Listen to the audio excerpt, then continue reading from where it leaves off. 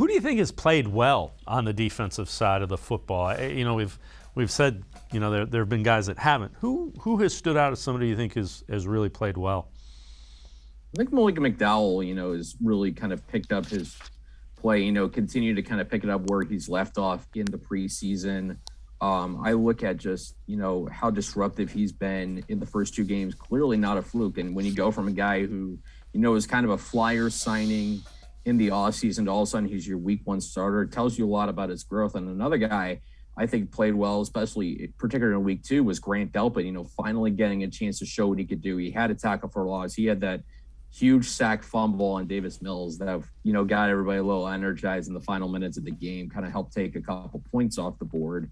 I kind of want to see what he does more. I'm fascinated to see how he plays because all we ever saw from him at LSU was just he was a guy who made plays, you know, whatever he asked him to do, whether he asked him to blitz, whether he asked him to cover, whether he's asked to play the run. He's supposed to be able to do all those things. I know it may be a lot to ask of a guy like a year removed from a torn Achilles to do those things, but I'm fascinated where he goes from here.